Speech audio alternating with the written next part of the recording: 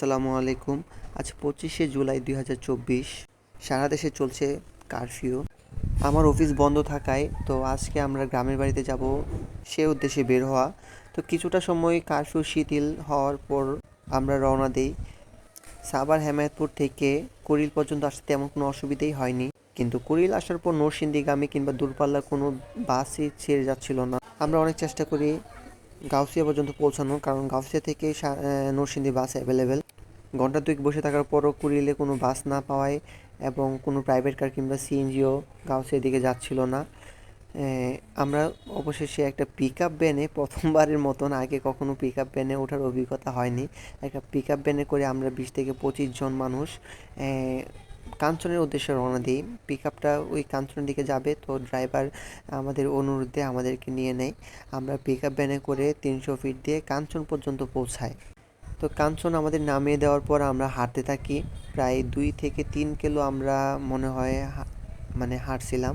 আমরা হাঁটতে হাঁটতে এইদিকে এই 300 ফিটের যে রাস্তাটা, টোল প্লাজাটা অতিক্রম করে আরও কিছু দূর সামনে এগোই। তো আপনারা দেখতে পাচ্ছেন আমাদের সাথে আরও বেশ কয়েকজন মানুষ ছিল। আমরা সবাই নরসিংদী যাব। তো কাঞ্চনের ব্রিজের উপর দিয়ে আমরা দেখতে পাচ্ছিলাম তীব্র যানজট। তো যানজটের কারণটা কি আমরা কিছুক্ষণ পরে জানতে পারবো। এদিকে সুন্দর নদীর বাতাসটা ভালোই লাগতেছিল, কিন্তু এইদিকে যানজটের দিকে তাকালে মনটা খারাপ হয়ে যাচ্ছিল। আমরা হাঁটতেছিলাম, যদি অনেক কষ্ট হচ্ছিল ব্যাগ ট্যাগ নিয়ে। আমরা হাঁটতে হাঁটতে অবশ্যই ব্রিজ পার হওয়ার পর এই মাটির রাস্তা ধরে আমরা আগাতে থাকি। এদিকে বেশ কিছু রেস্টুরেন্ট ছিল, দূরে স্টেট ইউনিভার্সিটি দেখা যাচ্ছিল। তো এদিকে এই যে বিআরটিসি যে বাসগুলো, এই বাসগুলো পর্যন্ত আটকা ছিল সব।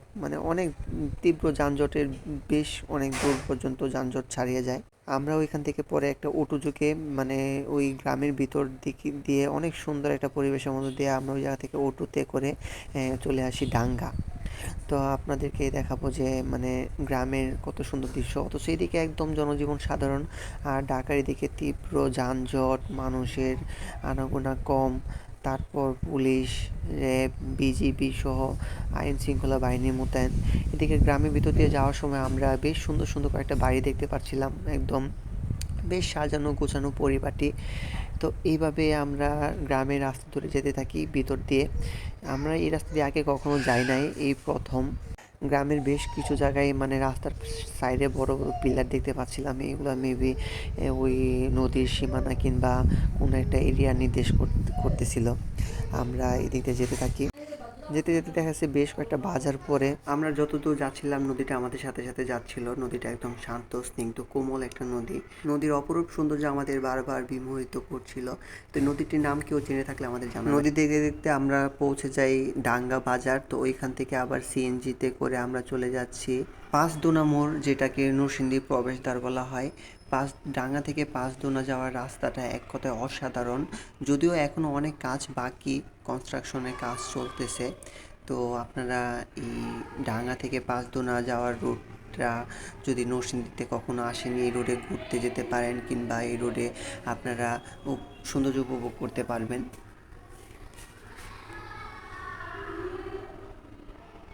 আমরা অবশেষে পাঁচদোনা পৌঁছালাম এবং পাঁচদোনা থেকে আমরা বাসে করে যাচ্ছি বেলানগরের উদ্দেশ্যে। বেলানগর থেকে আমরা একটা অটো রিকশায় করে যাচ্ছি আমাদের এরিয়াতে, আমাদের এলাকায়। আলহামদুলিল্লাহ, অবশেষে আমরা আমাদের এলাকায় পৌঁছালাম। তো কারেন্ট ছিল না, আলহামদুলিল্লাহ অবশেষে পৌঁছাতে পারলাম। আল্লাহর কাছে লাখো কোটি শুকরিয়া। তো ধন্যবাদ সকলকে আমাদের সাথে থাকার জন্য।